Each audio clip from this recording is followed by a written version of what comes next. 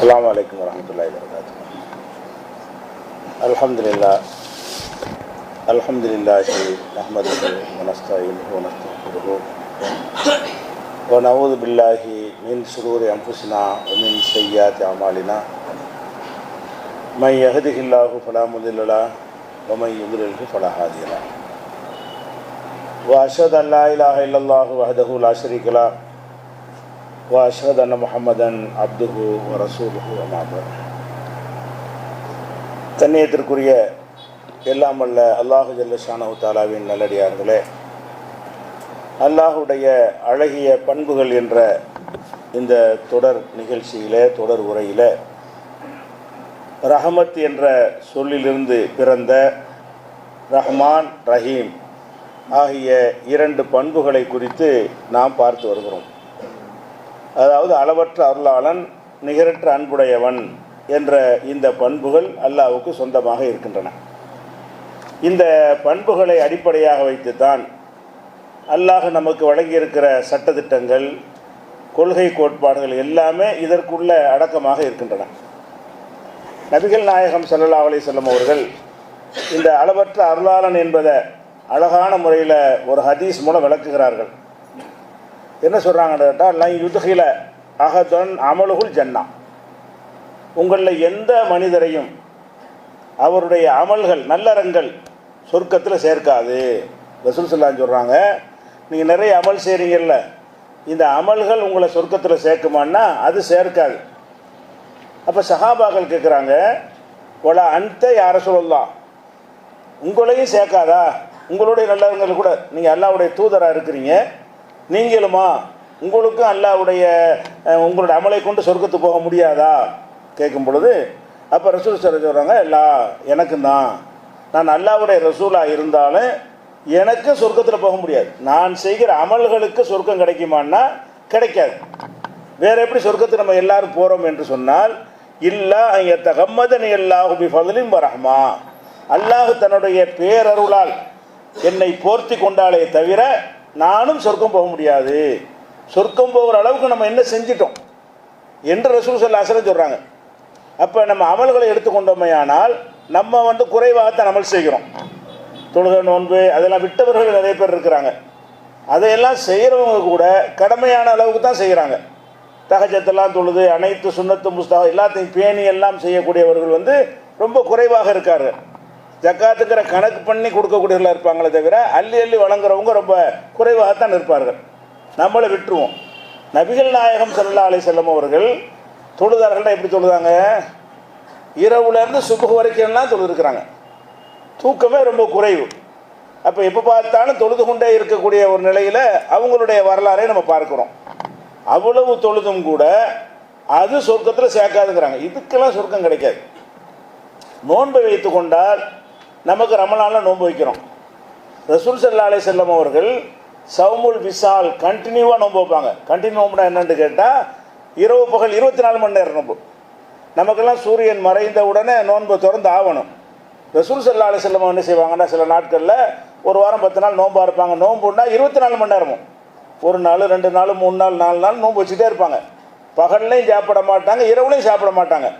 அப்போ சஹாபாக்கள்லாம் கேட்பாங்க, இப்படி நாங்களும் வைக்கலாமா, நீங்கள் வைக்கக்கூடாது, எனக்கு இறைவன் அந்த ஆற்றலை தந்திருக்கிறான்னு சொல்லி வைப்பார்கள். அப்போ இந்த நோன்பு என்பது இவ்வளவு பெரிய கஷ்டம், அல்லாஹ்வுக்காக வேண்டிய சிரமங்களை தாங்கி கொண்டு ரசூல் ஸல்லல்லாஹு அலைஹி வஸல்லம் செய்கிறாங்களே, இதுக்கு சொர்க்கம் கிடைக்க மாட்டேன், இது கூட கிடைக்காது. நம்ம அவளை விட்டுருவோம். அல்லாஹ்வுடைய ரசூல் அவர்களுடைய செயலை பார்த்தா இதுக்கெல்லாம் சொர்க்கம் கிடைச்சிடணும் போல நமக்கு தெரிகிறது. ஆனால் ரசூல் ஸல்லல்லாஹு அலைஹி வஸல்லம் சொல்கிறாங்க, இதுக்கெல்லாம் கிடைக்காது. இதெல்லாம் நன்றி செலுத்துவதற்கு நம்ம செஞ்சுக்கிறோமே தவிர அவனுடைய கருணையால் மட்டும்தான் சொர்க்கம் கிடைக்கிறது. அவன் தரக்கூடிய அந்த பரிசு இருக்க, அது நீங்கள் கருணையால் தான். நீங்கள் செய்கிற வணக்கத்துக்கெல்லாம் துன்யாவிலாம் தந்துட்டானே. நீங்கள் செய்கிற வணக்கம் செய்கிறீங்கன்னா, சாப்பிட்றீங்கல்ல, அதுக்கு வணக்கத்துக்கு சரியாக போச்சு. குடிக்கிறீங்கல்ல, அதுக்கு நீங்கள் செய்கிற வணக்கத்துக்கு சரியாக போச்சு. ஆடை அணிகிறீங்கல்ல, அதுக்கு நீங்கள் செய்கிற நோம்புக்கு சரியாக போச்சு. இங்கே துன்யாவில் நீங்கள் எவ்வளோ அமல் செஞ்சாலும் அதற்கான கூலி அதுக்கு முன்னாடி நீங்கள் துன்யாவில் அனுபவிச்சிடுறீங்க. எல்லாமே நல்லா கொடுத்துப்படுறான். அப்போ எவ்வளவு நீங்கள் அமல் செஞ்சாலும் சரி, இதுக்கு ஏப்போ உனக்கு சொர்க்கம் தரணும்? நான் தந்த உடம்பை கூட தானே தொழுதுருக்கிறேன். நான் உனக்கு 24 மணி நேரத்தை கொடுத்தா அதில் ஒரு அரை மணி நேரத்துக்கு எனக்கு கொடுத்துருக்குறேன். உனக்கு முழு வாழ்நாளை கொடுத்தா ஒரு மாதம் நோன்பு வச்சேங்கிற, இதுக்கு எப்படி தரணும் என்று அல்லாஹ் கேட்குற அளவுக்கு தான் நம்முடைய அமல்கள்லாம் இருக்கிறது.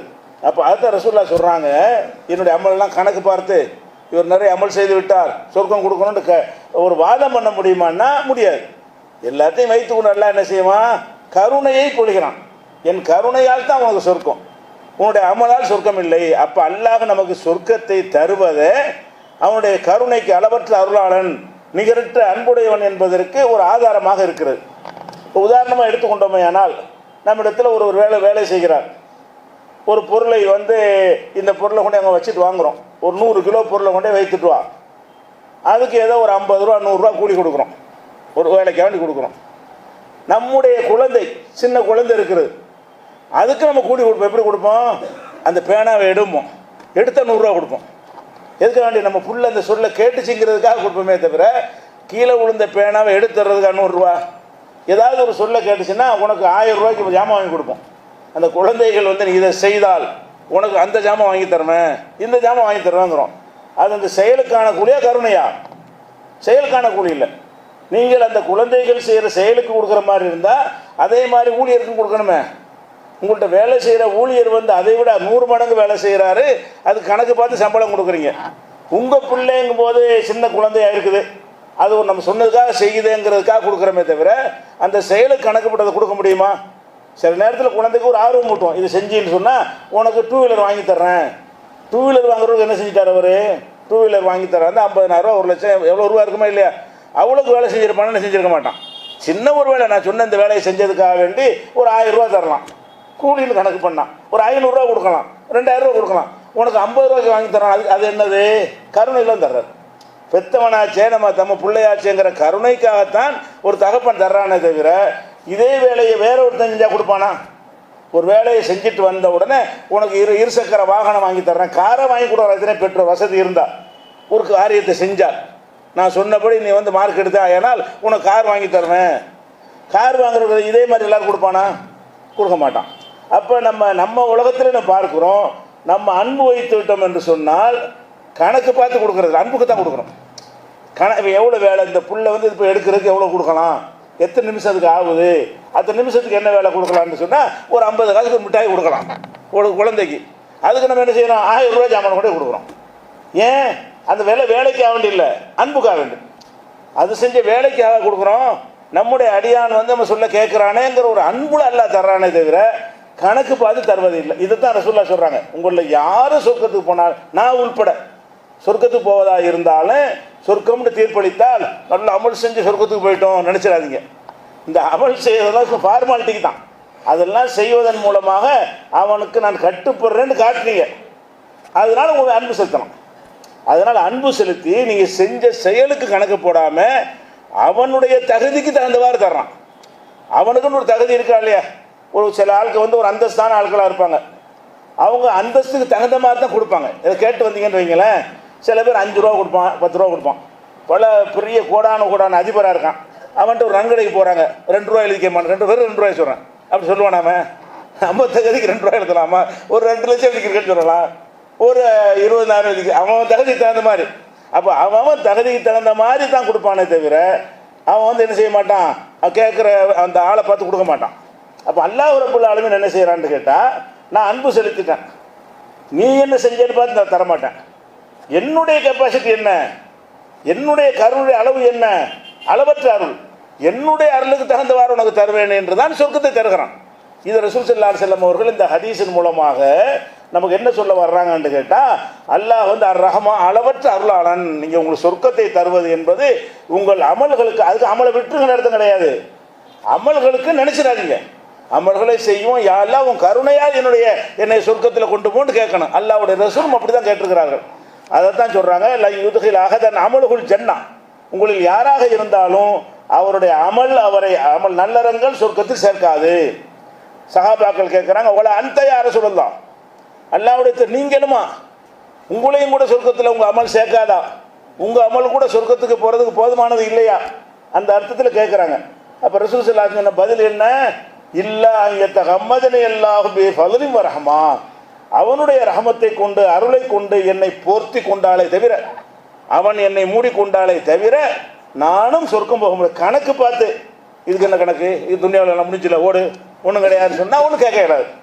ரசூல் ஸல்லல்லாஹு அலைஹி வஸல்லம் அம்பு டம்மனையும் பார்த்துட்டு இவ்வளோ செஞ்சுருக்கிறீங்கள, இதை விட பெரிய மரியாதை அந்தஸ்தெல்லாம் துணி அவ்வளோ ஒன்று கொடுத்தன்ல, எல்லாம் கணக்கு நேரு என்று அல்லாஹ் சொல்லிவிட்டால் கிளைம் பண்ண இயலாது. என்னுடைய உரிமையை, என் சொர்க்க உரிமையை தாண்டி கேட்க இயலாது. அப்போ அல்லாஹ் என்ன செய்யறான், அதெல்லாம் கண்டுக்கிறாமல் விட்டுட்டு அவனுடைய தகுதியை, அவனுக்கு அருளுக்கு தகுந்தவாறு ஒரு தீர்ப்பை அளிக்கிறான். இதை சொல்லிட்டு என்ன செய்கிறாங்கன்னா, சத்திது காரிபு, எனவே உங்கள் அமலுக்கு கிடைக்காதுன்னு தெரியும் பொழுது நீங்கள் பாட்டுக்கு அல்லாவுக்கு அர்ப்பணிக்கிறேன்ட்டு பள்ளியாசல் உட்காந்து கிடக்காதீங்க. ரசூலுல்லாஹ் சொல்கிறாங்க, சத்திது, நடுத்தரமாக செயல்படுங்க. ரொம்ப ஓவர் அல்லாவுக்குன்னு எல்லாத்தையும் அர்ப்பணிச்சு விட்டேன், 6 மாதம் ஒரு ஊராக போகிறேன், 2 வருஷத்துக்கு 7 சில்லா போகிறேன், இதெல்லாம் செய்யாதீங்க. இதுக்கு கிடைக்க போகுது, அவன் கருணையால் உனக்கு கிடைக்க போகுது, சொன்னது செஞ்சுட்டு போ. அவன் உனக்கு என்ன கடமையாக்குனானோ அதை செஞ்சுட்டு போனாலே அவன் கருணையை கொண்டு சொர்க்கத்தை தந்து விடுவான். நீ நம்ம நிறைய செஞ்சா கிடைக்கும்னு சொல்லிட்டு மனைவியை பார்க்க மாட்டேன், பிள்ளைய பார்க்க மாட்டேன், தொழிலை பார்க்க மாட்டேன், எதையும் பார்க்க மாட்டேன், அல்லாவுக்கு அர்ப்பணிக்கிறேன், கடையை திறக்க மாட்டேன், காலையில் ராத்திரிக்கு பள்ளியாசல் உட்காந்துருப்பேன், இதெல்லாம் செய்யாதீங்க. ரசூலுல்லாஹ் தான் சொல்கிறாங்க. இதை சொல்வதை எதுக்குன்னு கேட்டால், அமல் என்று இறைவனுக்கு என்று மொத்தமாக மூழ்கி போயிடாதீங்க. அந்த வார்த்தையை சொல்வதற்கு தான் அந்த பீடிகை போடுறாங்க. இதை சொல்லிவிட்டு என்ன செய்கிறாங்கன்னு கேட்டால், சத்திது, உங்கள் அமலை கொண்டு கிடைக்காதுல்ல, நிதானமாக செய்யுங்க, எல்லாத்தையும் ஓவரா எக்ஸ்ட்ரீமாக போயிடாதீங்க.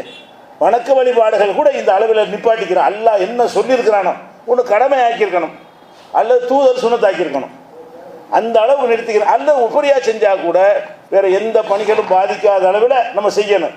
நம்ம கஷ்டப்படுவதை இறைவன் விரும்புகிறான், இந்த கஷ்டத்துக்கு தகுந்தவாறு பார்த்து பார்த்து சந்தோஷப்பட்டு கூலி தருவான் அப்படி நினைச்சிடாதீங்க. இந்த விஷயம் வந்து புகாரியில் 5673வது ஹதீஸில் இடம்பெற்றிருக்கிறது. அப்போ இறைவன் அளவற்ற அருளாளனாக இருக்கிற காரணத்தினால்தான் நமக்கு வணக்க வழிபாடுகளை கடமையாக்கும் பொழுது கூட இறக்கப்பட்டு கடமையாக்குறான். அவன் எவ்வளவு கடமையாக்கினாலும் அதுக்கு தகுதி இருக்குது. 24 மணி நேரத்தில் திங்கிறதுக்கு அதுக்கெல்லாம் ஒரு 6 மணி நேரம் வச்சுக்க, மீதி 18 மணி நேரம் எனக்காக கடமை நல்லா சொன்னாலும் தகுதி தான். அது 18 மணி நேரம் எனக்கு பாடுபடணும், 6 மணி நேரம் சோறு திங்கிறதுக்கு சம்பாதிக்கிறியா அது வச்சுக்க, மீதி எல்லாம் எனக்கு கூட நல்லா கேட்டால் கேள்வி கேட்கலுமா, அதுக்கான தகுதி அவனுக்கு இருக்கத்தானே செய்ய, அவளுக்கு தந்து தானே இருக்கிறான். அல்ல அப்படி சொல்லாமல் என்ன செய்கிறான்னு கேட்டால், உங்களுடைய என்ன ஒரு வணக்கத்தை எடுத்துக்கொண்டாலும் ஒரு லிமிட் பண்ணி விட்டான். உங்களுடைய பலவீனம் எனக்கு தெரியும், நான் தான் உங்களை படைச்சிருக்கிறேன், உங்களுக்கு ஆசையை நான் தான் கொடுத்துருக்குறேன், பசியை நான் தான் கொடுத்துருக்குறேன், மனைவி மக்கள் நான் தான் கொடுத்துருக்குறேன், உடல் சோர்வு எல்லாத்தையும் நான் தான் கொடுத்துருக்குறேன். அதையெல்லாம் நீங்கள் மிஞ்சிக்கிட்டு போய் என்ன செய்ய வேண்டிய, எனக்குண்டு கஷ்டப்பட தேவையில்லை. அந்த பலவீனத்துக்கு ஏற்றவாறு அதற்கான சுகங்களை அனுபவித்து கொண்டு எனக்கு செய்கிறது செய்யுங்க. இந்த செயலுக்கு நான் தரப்போகிறேன், என் அருளால் தரப்போகிறேன், உன் செயலுக்கு தரப்போறதில்லை. செயலுக்கு தர்றதாக இருந்தால் தான் திணிப்பான். செயலுக்கு தருவதாக இருந்தால் நிறைய செய்ய செய்ய கூலி ஜாஸ்தி ஆகிட்டு போகும், கொஞ்சமாக செய்ய செய்ய கூலி கம்மியாகிட்டு போகும். நிறைய கொஞ்சங்கிற கணக்கு இல்லை, நான் சொன்னது செய், அவ்வளோதான். நீனா நிறைய நிறைய நிறுத்தி போட்டுட்டு போவாத. அதுக்கு தான் ரசூல் ஸல்லல்லாஹு அலைஹி வஸல்லம் சொல்கிறாங்க. அது இன்னும் சொல்ல வளர்க்குறாங்க. இதே ஹதீஸ் வந்து புகாரியில் இன்னொரு இடத்துலையும் வருது, 6463வது ஹதீஸில். அதில் என்ன செய்கிறாங்கன்னு கேட்டால், இந்த செய்தியை சொல்லிவிட்டு வகுது ஒரு காலையில் கொஞ்சம் நேரம், சாயந்தரம் ஒரு நேரம், ஒரு செய்யும் என துல்ஜா இரவில் கொஞ்சம் நேரம், இதே மாதிரி வந்து நீங்கள் செஞ்சால் போதும். அல் கஸ் அல் கஸ், நடுநிலை நடுநிலை, நடுநிலையை மீறாதீங்க, எல்லாம் மீறாதீங்க. இறைவனுக்காக பாடுபடுகிறோம் என்ற பெயரில் உங்களை அழித்து கொள்ளாதீங்க, உங்களுடைய சிரமங்களை கூட்டிக் கொள்ளாதீர்கள், உங்களை நீங்களே வேதனைப்படுத்திக் கொள்ளாதீர்கள். இப்படிங்கிற ஒரு விஷயத்தையும் ரசூல் ஸல்லல்லாஹு அலைஹி வஸல்லம் சேர்த்து சொல்கிறாங்க. அப்போ இதில் நம்ம என்ன விளங்கி கொள்கிறோம், அல்லாஹ்வுடைய அளவற்ற அருளை விளங்கி கொள்கிறோம். ஒவ்வொரு மதங்களை எடுத்துக்கொண்டாலும் கடவுளுக்காக தன்னை வேதனைப்படுத்திக் கொள்வதை இந்த கடவுள் விரும்புகிறான்னு நினைக்கிறாங்க. என்ன செய்கிறாங்க, அழகு ஊற்றுறாங்க, இங்கேருந்து ஈட்டியை குத்தி இந்த பக்கம் கொண்டு வர்றாங்க, சாட்டையால் அடிச்சுக்கிறாங்க, முதுவையெல்லாம் காயப்படுத்திக்கிறாங்க, கத்தியால் கீறி கொள்கிறார்கள், இதுகளை நெருப்பில் போய் விடுகிறார்கள். இதுகளையெல்லாம் இப்படிலாம் நான் கஷ்டப்படுவதை பார்த்து அவன் சந்தோஷப்படுகிறான், இந்த கஷ்டத்துக்கு தகுந்தவாறு கூலியை தரப்போகிறான் என்று அவர்கள் நினைக்கிற காரணத்தினால்தான் இது எல்லாமே நடக்கிறது. ஏன் இறைவனை நம்பிய அவர்களுக்கு வந்து அவன் அளவற்ற அருளாளன் என்று நம்பலை. எதனால் இதெல்லாம் நடக்கிறது, நாம் அல்லாவை நம்பிக்கொண்டு அவன் அளவற்ற அருளாளன் நம்புறதுனால நம்மகிட்ட நடக்கிறது இல்லை. அவங்க நினைக்கிறாங்க, ஆமாம் இறைவன் இருக்கிறான், அவனுக்காக நான் எவ்வளோ மிதித்து கொள்கிறேனோ, எவ்வளோ கஷ்டப்படுகிறேனோ அவ்வளோக்கு அவன் என்னை கூலி தருவான். வெட்ட வெட்டன்னு மாறுகளை பணியில் என்ன செய்யணும், குளிச்சுட்டு ஈரத்துணை சுற்றிக்கிட்டு அங்கே நடைபாதையாகவே நான் வந்து கடவுளை பார்க்க போகிறேன்னு போனால் இவ்வளோ கஷ்டம். இந்த கஷ்டத்தை விரும்பினால் அது அளவற்ற அருளாளனா? இப்படி நமக்கு இந்த மார்க்கம் நமக்கு என்ன செய்யுது, போதிக்கிற காட்சியை பார்க்குறோம். அதே மாதிரி வந்து இன்னொரு சொல்கிறாங்க உக்லிஃபு மினல் ஆமாலி மா துத்திக்கும், நீங்கள் உங்களுக்கு என்ன சக்தி இருக்கிறதோ அந்த அளவுக்கு அமல் செய்யுங்கள். உங்களுடைய சக்திக்கு ஏற்றவாறு அமல் செய்யுங்கள். சக்திக்கு மிஞ்சி எதை எழுத்து போட்டுக்கிறாதீங்க. புகாரில் 6465. இதுவும் எதை காட்டுது? உன் சக்திக்கு உட்பட்டு நடந்துக்கணும். அதோட கருணையானவன் யார்? ஒரு ஆள் கடைக்கு வேலையை சேர்த்துட்டு உனக்கு என்ன ஏழுமோ செஞ்சுக்க, நான் உனக்கு 50,000 தரேன், அதுக்கு மேலே கருணை என்ன இருக்குது? உனக்கு என்ன முடியுமோ என்ன செய்யன்னு சொல்ல மாட்டேன். உனக்கு என்ன ஏழுமோ அதை செய். உட்காந்துக்கிட்டே அதை ஏழும் விட்டு அப்படி செஞ்சால் எவ்வளோ கருணை இருக்கு? எவனா இருப்பானா? அவன் இருக்கிறான். எவன் இருக்க மாட்டான். ஏன்னா இவன் அளவற்ற அருளான் கிடையாது. அவன் அளவற்ற அருளாளனாக இருக்கிறதுனால என்ன செய்கிறான்?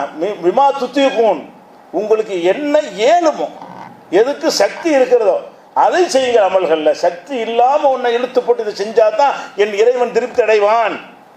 அது கொடூரனுக்கு உள்ள முடியும். அளவற்ற அருளாளன் செய்ய மாட்டான். முதல்ல அல்லாஹ்வை அளவற்ற ரஹ்மான் அப்படின்னு விளங்கி இருந்தோமே. ஆனால் இந்த விஷயத்தை எல்லாம் நம்ம என்ன செய்யணும்? புரிந்து கொள்ள வேண்டும். இன்னொரு சந்தர்ப்பத்தில் எச்சரிக்கிறாங்க 3 தடவை, ஹலக்கல் முத்தனத்தியூன், இறைவனை திருப்திப்படுத்துகிறோம் என்று வரம்பு மீறி மூழ்கிறார்களே இபாதத்தில், வணக்கத்தில், கடவுள் வழிபாட்டை முற்றிலும் முழுமையாக தன்னை மூழ்கடித்துக் கொள்கிறார்களே, அவர்கள் நாசமானார்கள். ரசூலுல்லாஹ் சொல்கிறாங்க. எந்த அளவுக்கு மூழ்கிறாங்க? நான் இறைவனுக்காக வேண்டி மனைவி எனக்கு வேண்டாம், மக்கள் வேண்டாம், சொந்த பந்தம் வேண்டாம், இந்த உலகத்தினுடைய சோறு கஞ்சி எதுவுமே வேண்டாம், நான் காட்டுக்கு போகிறேன், துறவரத்தை மேற்கொள்கிறேன். இது எதுக்காக செய்கிறாரு? அதெல்லாம் அவருக்கு தேவையாக இருந்தும் கூட, மனைவி அவருக்கு தேவைதான், பிள்ளைகள் அவருக்கு தேவைதான், இந்த உலகத்தினுடைய உணவுகள்லாம் தேவைதான். அவர் எதுக்காக வந்து புறக்கணிக்கிறாரு? நான் கடவுளை திருப்திப்படுத்துவதற்காக நான் காட்டுக்கு போகிறேன், அங்கே இலதலையை சாப்பிட்டுக்கிருவேன், ஆடை கூட அணிய மாட்டேன், அதையும் நான் தியாகம் பண்ணி விடுவேன், பொண்டாட்டி பிள்ளையை நாட மாட்டேன் அப்படின்னு சொல்லி துறவுன்னு போகிறாங்களே, அதான் உள்ளதில் பெரிய கஷ்டம். கஷ்டத்தில் பெரிய கஷ்டம் என்னன்னு கேட்டால், எல்லா துன்பங்களையும் தூர எறிந்து விட்டு எல்லா இன்பங்களையும் புறக்கணித்து விட்டு தனக்குத்தானே பெரிய சுமையை சுமத்து கொள்வது தான் துறவரம். அதை இஸ்லாம் ஆதரிக்குதா? அதுக்கு தான் அந்த மாதிரி ஆளுக்கு தான் சொல்கிறாங்க ஹலக்கல் முத்தனத்தியூன், இறைவனுக்காக முழுமையாக அர்ப்பணிக்கிறோம் என்று சொல்கிறார்களே, அவர்கள் அழிந்தார்கள், மறுமையில் வெற்றி வர மாட்டார்கள்.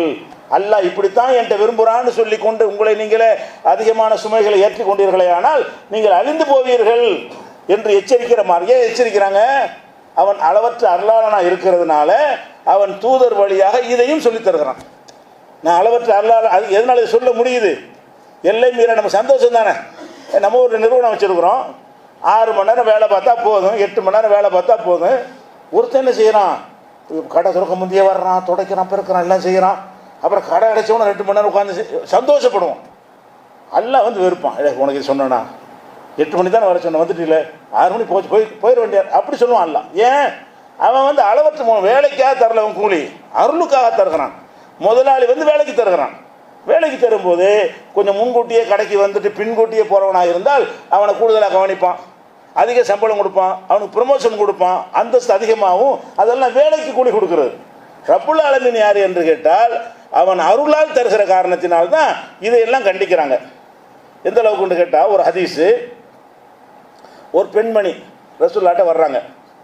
அல்லாஹ்வுடைய தூதரே, என்னுடைய தகப்பனார் நல்ல வசதி உள்ளவராக இருக்கார், பொருளாதாரம் நிறைய இருக்குது, ஹஜ்ஜு கடமை ஆகிப்போச்சு அவருக்கு. ஆனால் அவர் ரொம்ப முதியவராக இருக்கிறார்.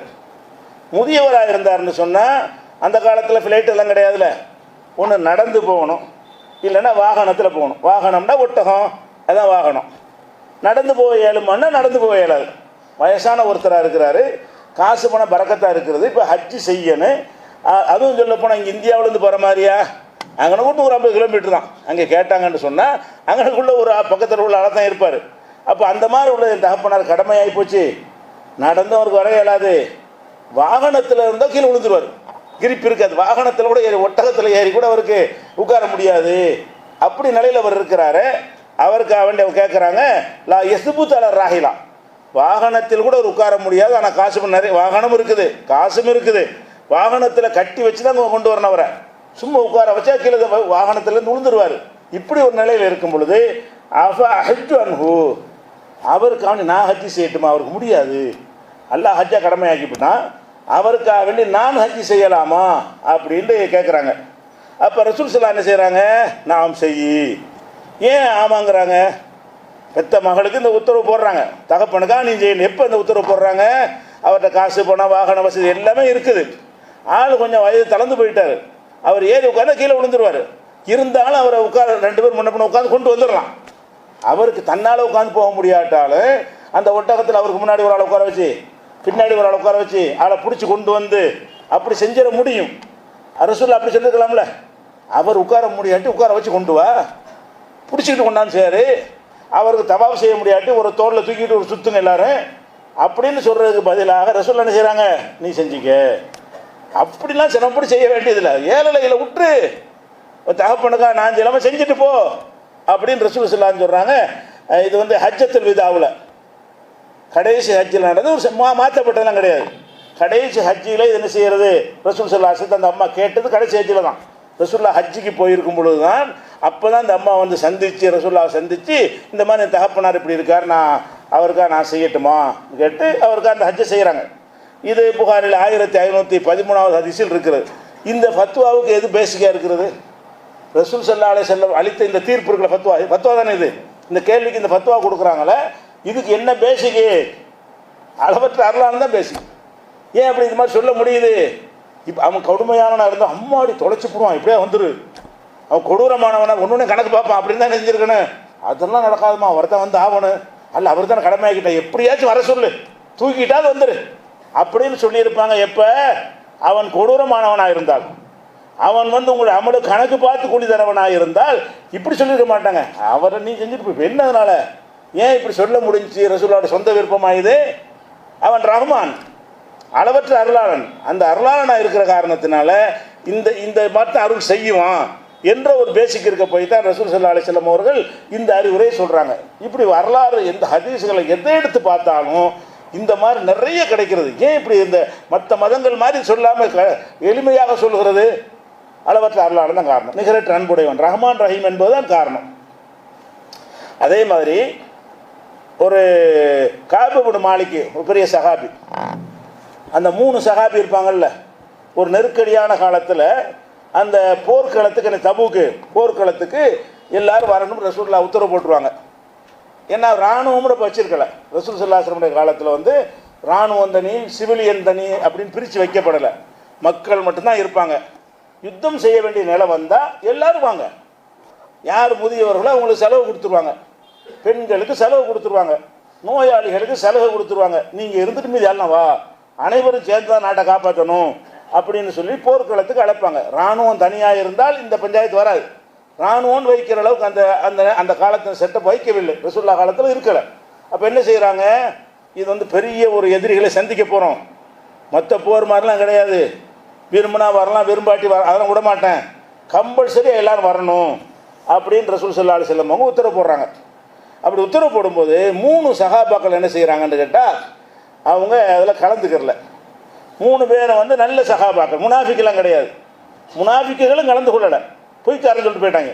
முனாஃபிக் என்ன செய்வான்? என் பொண்ணாடி உடம்பு சரியில்லை, எனக்கு கீழே விழுந்து கால் முடிஞ்சு போச்சு என்னதையா சொல்லிவிட்டு ரசூலுல்லாஹ்ட்ட சொல்லுவாங்க. ரசூலுல்லாஹ்வுக்கு தெரியும் இவன் வந்தால் கூட ஆபத்தான், தொலைஞ்சு போடான்னு செலவு கொடுத்துருவாங்க. முனாஃபிக்காக இருந்து எனக்கு வர முடியலைன்னு சொன்னால் இவங்களை இழுத்துட்டு போருக்கு இழுத்துட்டு போனோம், நமக்கு தான் ஆபத்து, ஓகே ஓகேன்றுவாங்க.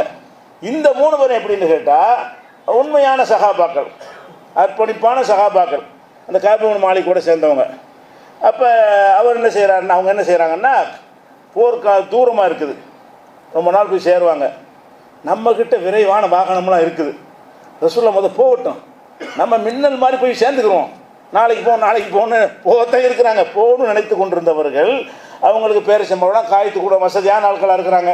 நம்ம இந்த பேரிச்சம்பழம்லாம் அறுவடை நேரமாக இருக்கிறது, இப்போ உடனே போனோம்னா அதிக நாட்கள் இதுக்காக உழைக்க வேண்டியிருக்கு, போருக்கு தானே போகணும். ரசூல் ஸல்லல்லாஹு அலைஹி வஸல்லம் அவங்களோட உள்ளவங்க போய் சேர்வதை விட நம்ம வேகமாக சேர்வதற்குரிய வசதி வாய்ப்பு நம்மள்ட்ட இருக்கிறது என்று சொல்லி ரசூலுல்லாஹ் கிளம்பும் போது இவங்க போகலை. போகாமல் போகணும், டெய்லி நாளைக்கு போகணும், நாளைக்கு இந்த வேலையை முடிச்சுட்டு போவோமே, இந்த அந்த வேலையை முடிச்சுட்டு போவோமே, இப்படியே சொல்லி கடைசியில் போகிறோம் ஆயிடுச்சு. போக முடியலை. கடைசியில் என்னாச்சு? ஆஹா இனிமேல் போய் சேர முடியாதுன்னு சொல்லி அவங்க போருக்கு போகலை. அங்கே வச்சு விசாரிக்கிறாங்க ரசூல் ஸல்லல்லாஹு அலைஹி வஸல்லம், எங்கே இந்த ஆளுக்கு வந்தாராண்டு.